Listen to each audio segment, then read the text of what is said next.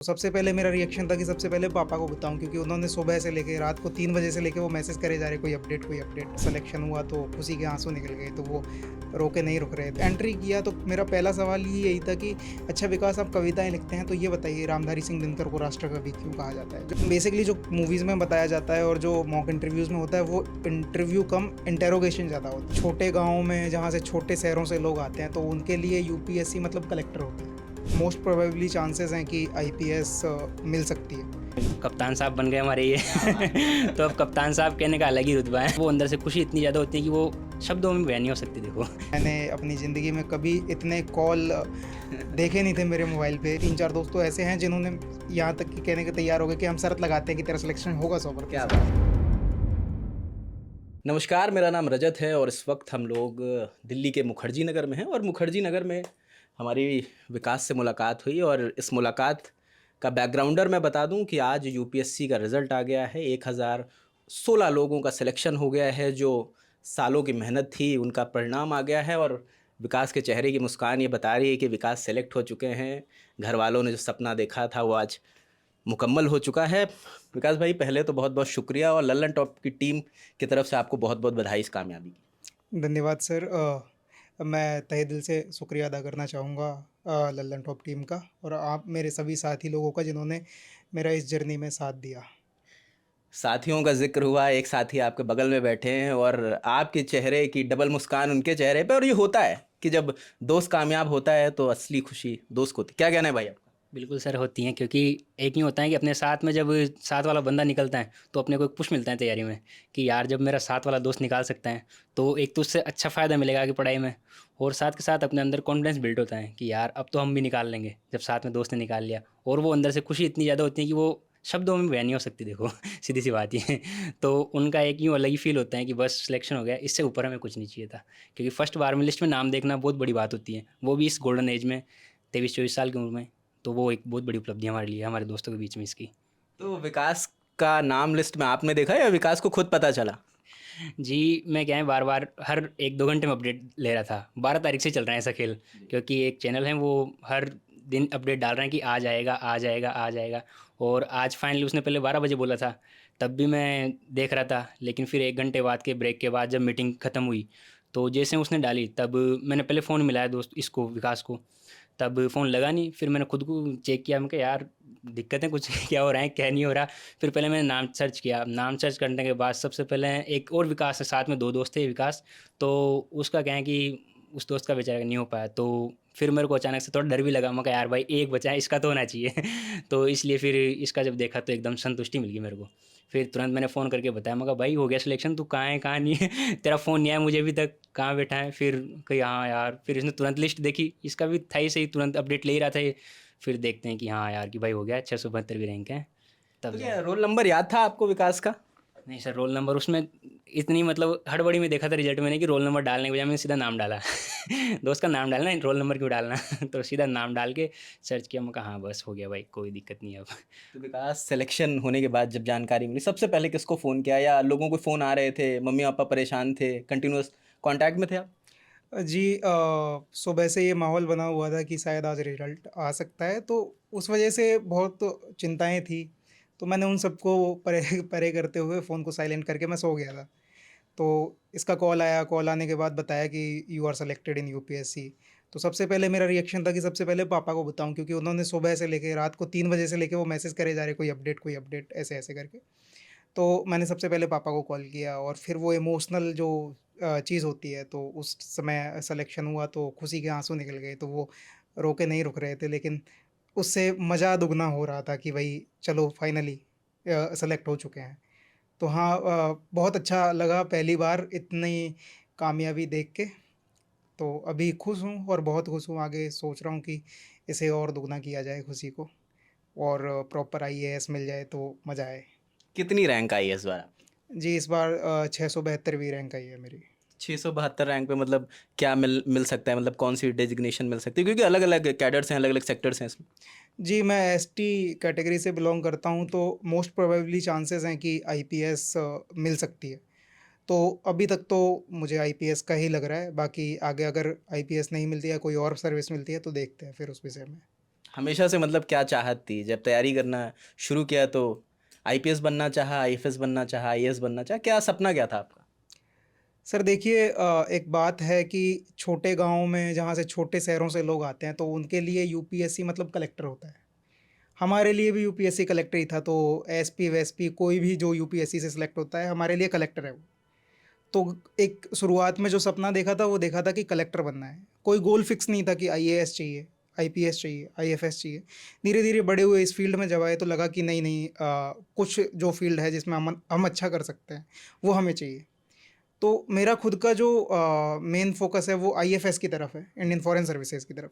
मैंने second choice भरी भी है और उम्मीद कर रहा हूँ कि इस बार मिल जाए, चूँकि मेरी रैंक थोड़ी पीछे है। इस बार अगर नहीं मिलता है तो उम्मीद करूँगा कि अगली बार मैं उसके लिए कोशिश कर पाऊँ। तो हाँ, यही है अभी के तौर पर तो।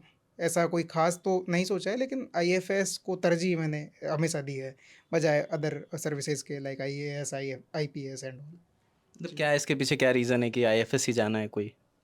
सर जब से मैंने अपने आप को देखा है तो मुझे एक चीज़ बहुत अप्रोच करती है। मैं चाहता हूँ कि मैं अपने देश को, अपनी कंट्री को, अपनी कल्चर को, अपने ट्रेडिशन को, और मैं चूँकि शेड्यूल ट्राइब से बिलॉन्ग करता हूँ, तो मैं शेड्यूल ट्राइबल कल्चर को मैं इंटरनेशनल लेवल पे पहुँचाना चाहता हूँ। मैं चाहता हूँ कि हमारे देश में जिस तरह से पुराने समय में कोई आदिवासी संग्राम हुए हैं, उनमें आदिवासी लोगों ने जिस तरह की भूमिका निभाई है, उसी तरह की व्यापारिक गतिविधियों में, आर्थिक तरक्की में आदिवासी बढ़-चढ़ कर सामने आ पाएँ। तो मेरा हमेशा से उनके लिए काम करने का एक जुनून रहता है, जज़्बा रहता है, और मैं चाहता हूँ कि साथ में देश-विदेश में एक आदिवासी जनजातीय गौरव को पहचान मिले। उसके अलावा भारत के लिए भी मैं कुछ काम करना चाहता हूँ जो मेरे दिमाग में है, और मैं एक अच्छा सिविल सर्वेंट बनने की कोशिश करना चाहता हूँ, इसलिए मैंने आईएफएस को चूज़ करने का सोचा था। जी। ऐसा नहीं लगता विकास कि आईएफएस में मैंने जितना सुना है कि यार बाहर चला जाता है आदमी, आने को कम मिलता है, घर वालों से दूरी बन जाएगी, ऐसा कुछ लगता है कि यार घर वाले मिस करेंगे और घर आने को कम मिलेगा? सर देखिए मेरा आईएफएस पहले शुरुआत में जब मैं मैं चॉइस प्रेफ़रेंस भर रहा था, तो मैं आईएफएस को फर्स्ट चॉइस भरना चाहता था। परंतु मैंने जब अपनी माँ से पूछा तो उन्होंने सीधा कहा कि नहीं, तुझे आईएफएस नहीं भरना है। तो उनकी वजह से मैंने सेकंड चॉइस आईएफएस को रखा। हाँ, लगता है कि डिस्टेंस मेंटेन होती है घर वालों से, फैमिली मेंबर से, दोस्तों से। लेकिन मुझे ऐसा लगता है कि अगर आपको कुछ करना है तो कुछ चीज़ों से सैक्रिफ़ाइस करना पड़ेगा।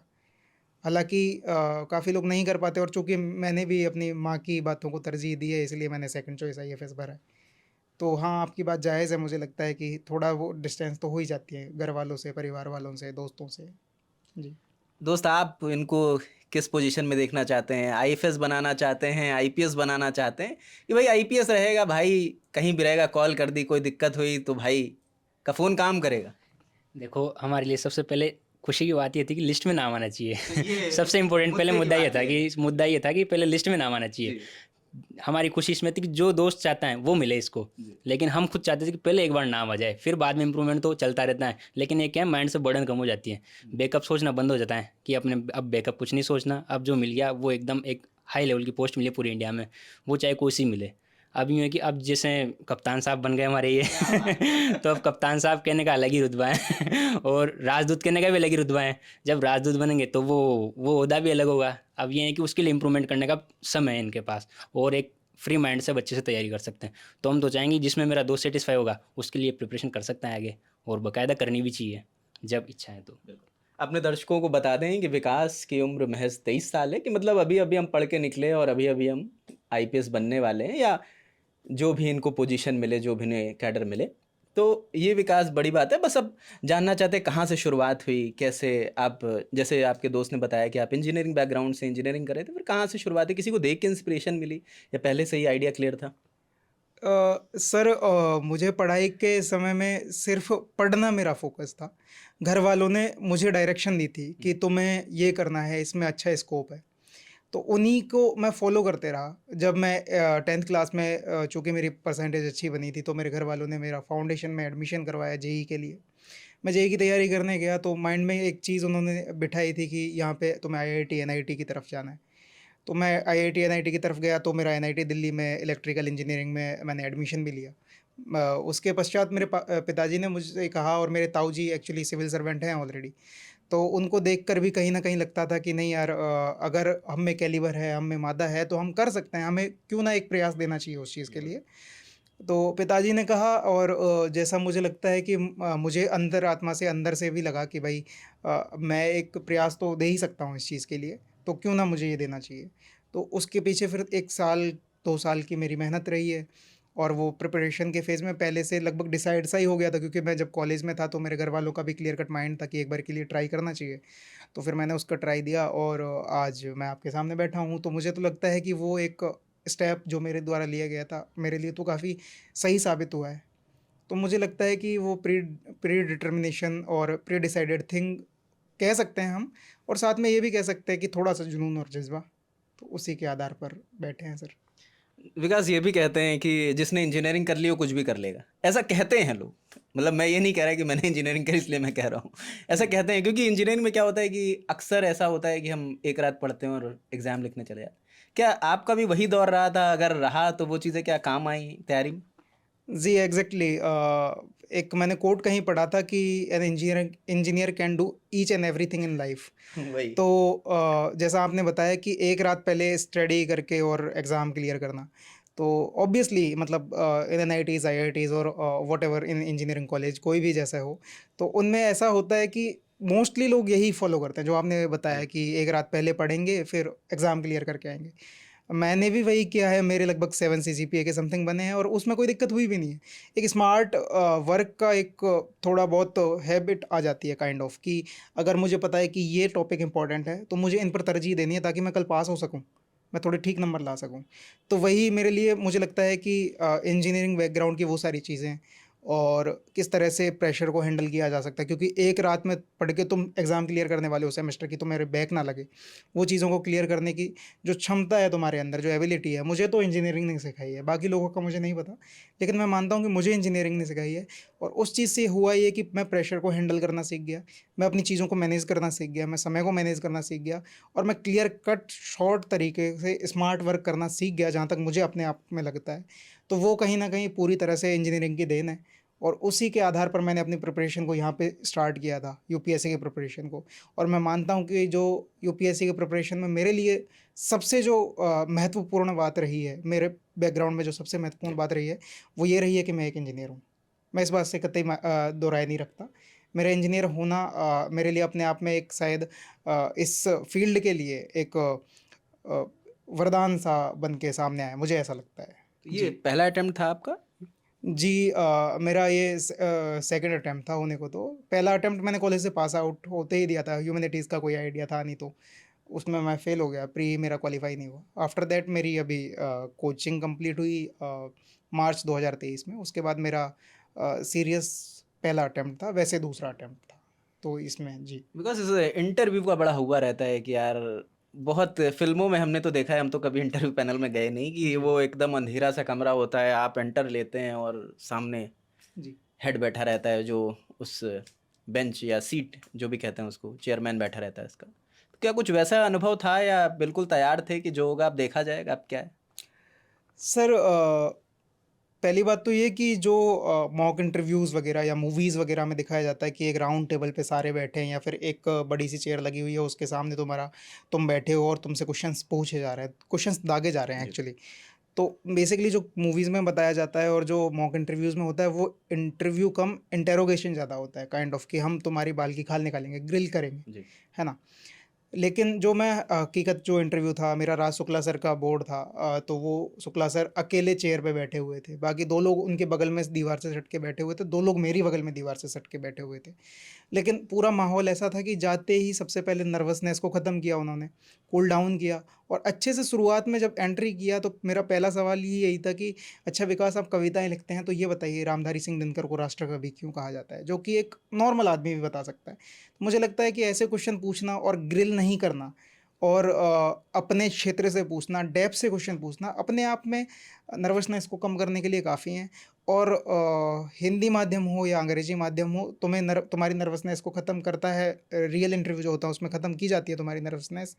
और साथ में ये होता है कि प्रेशर नहीं लेना होता है और ऐसे क्वेश्चन भी वो नहीं पूछते कि जो आउट ऑफ द ब्लू हों। तो क्वेश्चन बहुत सटल होते हैं, जनरल क्वेश्चंस होते हैं और तुम्हारा एक ऑनेस्ट ओपिनियन माँगते हैं वो, जो कि आने वाले फ्यूचर के लिए कैसा हो सकता है साबित, क्योंकि after all you are going to make some policies for India and the country and international relationship as well. तो उस चीज़ के लिए आपको तैयार रहना पड़ता है और एक ऑनेस्ट रिव्यू बताना पड़ता है उन क्वेश्चंस का जो वो क्वेश्चन पूछते हैं तुम्हें। जी। इंटरव्यू का अगर एक लाइन में पूछेंगे, सबसे टफ मोमेंट लगा कि यार ये क्या पूछ लिया, आप तो इसके लिए तुम प्रिपेयर्ड ही नहीं थे? सर एज़ सच तो मेरे से कोई भी ऐसा क्वेश्चन नहीं पूछा गया, क्योंकि मेरा इंटरव्यू लगभग 30 से 35 मिनट चला था। उन 30 से 35 मिनट के बीच में मेरे से एक भी क्वेश्चन ऐसा नहीं था जिस पे मुझे सॉरी बोलना पड़ा हो या फिर मैं अटका हूँ। तो मेरे साथ तो ऐसा कोई क्वेश्चन नहीं आया था, नॉर्मल क्वेश्चन थे सर। जैसे एक सबरीमाला केस से रिलेटेड क्वेश्चन था, SC/ST सब कैटेगराइजेशन से रिलेटेड एक क्वेश्चन था। तो मोस्टली क्वेश्चन ओपिनियन बेस्ड थे। ओपिनियन बेस्ड क्वेश्चन पे आप अटक नहीं सकते, क्योंकि कोई ना कोई तो आप पॉइंट उस पे दोगे। अगर मैं आपसे पूछता हूँ कि आपकी इस विषय में क्या राय है, तो आप या तो पॉजिटिव राय दोगे या नेगेटिव राय दोगे, तो उसमें अटकने वाली बात ही नहीं है। तो मेरे साथ अच्छी बात ये हुई कि मेरे से कोई भी क्वेश्चन ऐसा नहीं पूछा गया कि जिस पर मैं अटकूँ, या फिर कोई एकदम factual question. Opinion based question थे मोस्टली, तो इन पे अटकता नहीं है आदमी इन जनरल, तो मैं नहीं अटका। तो मेरे लिए मुझे लगता है कि ऐसा कोई मोमेंट आया नहीं। फ्री फ्लो था पूरा। फ्री फ्लो था एग्जैक्टली। तो गूगल पे एक सवाल बड़ा सर्च किया जाता है, क्वेश्चन बड़ा सर्च किया जाता है कि भाई इतने घंटे पढ़ने हैं तो आईएएस क्लियर कर सकते हैं, एटलीस्ट मिनिमम 8 घंटे, मिनिमम 10 घंटे।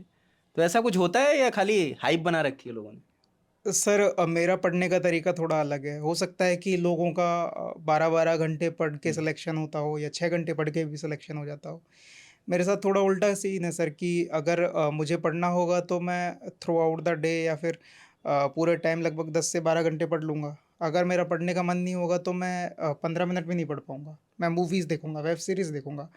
लेकिन हाँ, ऐसा है कि अगर 5-6 घंटे कंटिन्यूअसली बना के चलोगे, कोचिंग के अलावा सेल्फ स्टडी 5-6 घंटे अगर आप डेली मेंटेन करके चलोगे और साथ में करंट अफेयर लगाते चलोगे, टेस्ट सीरीज़ लगाते चलोगे, तो सिलेक्शन के चांसेस ज़्यादा हो जाते हैं। क्योंकि एक कंटिन्यूटी आती है किसी भी चीज़ में, एक आपको सेल्फ कॉन्फिडेंस आता है कि भाई मैं अपनी चीज़ों को कवर कर ले रहा हूँ। अगर मैं अपना आज का काम डेली कंप्लीट कर लूँगा, तो जो मुझे अपने आप में कॉन्फिडेंस आएगा कि भाई मैं ये सब चीज़ें कवर कर पा रहा हूँ, तो मैं आगे भी अच्छा करूँगा। ज़ाहिर-सी बात है। तो मुझे ऐसा लगता है कि आवर मैटर नहीं करते, बट मैटर ये करता है कि कंटिन्यूअसली आप पढ़ाई रखो और क्या आप पढ़ रहे हो वो ज़्यादा इम्पोर्टेंट होना चाहिए, और समग्रता से समेट के सारी चीज़ों को पढ़ना चाहिए। मुझे ऐसा लगता है करंट अफेयर को भी इंक्लूड करके पढ़ना चाहिए। जी। आज का दिन कैसा रहा? कि आज तो बड़ा दिन है और यादगार दिन है, दोस्त यार भी सब साथ में हैं। कैसा रहा पूरा दिन आज का? सर वंडरफुल था। मैंने अपनी ज़िंदगी में कभी इतने कॉल देखे नहीं थे मेरे मोबाइल पे कि इतने सारे कॉल आ रहे हैं, और पहली बार मैंने ज़िंदगी में एक से ज़्यादा कॉल रिजेक्ट करे होंगे। मैं उठा नहीं पाया एक्चुअली, मैं बहुत सारे कॉल आ रहे थे, मैं किसी का रिप्लाई नहीं कर पाया। कहीं मैं बिज़ी था, दोस्तों के साथ था या टीचर्स के साथ था, जहाँ पे भी था। पर आज मेरे फ़ोन लिस्ट में मिस्ड कॉल बहुत सारे हैं। तो सर उसे देख के थोड़ा-सा ऐसा लग रहा है कि शायद कुछ तो हुआ है, शायद फ़ेमस तो हो रहा हूँ थोड़ा-थोड़ा। पर दोस्त जो हैं वो कॉल कर रहे हैं, कांग्रेचुलेट कर रहे हैं। तो अच्छा रहा overall throughout the day. Time मिल नहीं पाया इस चीज़ों से उभरने में। अभी दोस्तों के साथ ही हूँ। जैसा अभी समय लगभग 9:30 बज चुके हैं। अभी तक मेरे दोस्तों के कॉल आए ही जा रहे हैं। तो अच्छा लगा है, ओवरऑल एक्सपीरियंस ऐसा लगा है कि कुछ तो अचीव किया है। तो ये और नई मशहूरियत पसंद आ रही है? सर अभी पर मैं मसूरियत की बात तो सर नहीं, वो तो कहूँ मजाक है। कहूँगा नहीं, पर हाँ, मुझे ऐसा लग रहा है कि अच्छा कुछ अगर काम किया जाए तो एप्रिशिएशन मिलना चाहिए। तो मिल रहा है और अच्छा लग रहा है। अपने दोस्त खुश हैं, परिवार वाले खुश हैं, रिश्तेदार खुश हैं। तो इस तैयारी में दोस्तों का क्या रोल रहा? कितनी भूमिका निभाई है दोस्तों ने? सर कुछ समय होता है कि जब आप बहुत लो फील करते हैं, तो ऐसे समय में आपको सबसे ज़्यादा सख्त ज़रूरत होती है किसी एक ऐसे पर्सन की जो आपको समझ सके, अंडरस्टैंड कर सके, आपका साथ दे सके और आपके साथ में खड़ा हो सके। तो मुझे लगता है कि मैंने रिश्ते नहीं, मैंने दोस्त कमाए हैं, मैंने आदमी कमाए हैं काइंड ऑफ। तो मेरे कुछ एक दोस्त हैं अच्छे-अच्छे, जैसे साथ में बैठा है भाई है, कुछ एक दोस्त 2, 4, 5 दोस्त और हैं।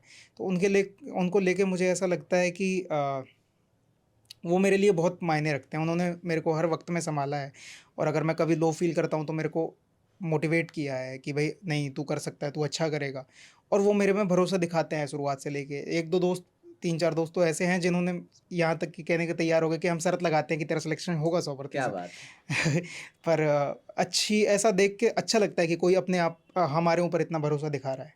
तो उनके लिए अच्छा लगता है कि ऐसे लोग हमारे साथ में हैं। जी। बहुत बढ़िया, और इन्हीं बातों के साथ हम अपनी बातचीत को अंत देते हैं, अंत की तरफ ले चलते हैं। और आपके दोस्तों का साथ यूं ही बना रहे, अपनों का साथ मिलता रहे, नए दोस्त मिले, नए यार मिले, और जल्दी आप वर्दी पहन के आएँ और जी। घर वालों का गौरव बने। मनीषा हमारे कैमरे के पीछे हैं। मनीषा से एक रिक्वेस्ट करेंगे कि कमरे की भी झलकियाँ कुछ दिखा देते हैं। हम आपको बता देते हैं कि एक यूपीएससी एस्पिरेंट्स का कमरा होता कैसा है। अगर आप मेरे पीछे देखेंगे तो एक बुक शेल्फ है, कुछ किताबें हैं उस पे, और ऊपर कपड़े टंगे हुए हैं, पंखा लगा हुआ है, एक टेबल पे कूलर रखा हुआ है, और साइड में देखेंगे तो एक किचन बना हुआ है जिस पे सब कुछ मौजूद है। टेबल किचन कहेंगे इसे, टेबल किचन कहते हैं इसको। और एक वाटर टेबल रखी हुई है, एक सूटकेस है जिसमें पूरे कपड़े समेट के रख लिए हैं। कुछ घी भी घर से आता है, घी भी घर से आया बिल्कुल है? बिल्कुल सर, आता है। हाँ? आता है, घर घर से किया तो आता है। ये इन्हीं सब बातों के साथ इस बातचीत को समाप्त करते हैं, और बहुत बहुत शुभकामनाएं हमारी पूरी टीम की तरफ से। आपको शुभकामनाएं, आप बहुत चमके। मेरा नाम रजत है, और कैमरे के पीछे इतनी देर कैमरा होल्ड करने के लिए मनीषा का बहुत बहुत शुक्रिया। देखते रहें लल्लन टॉप। बहुत बहुत शुक्रिया।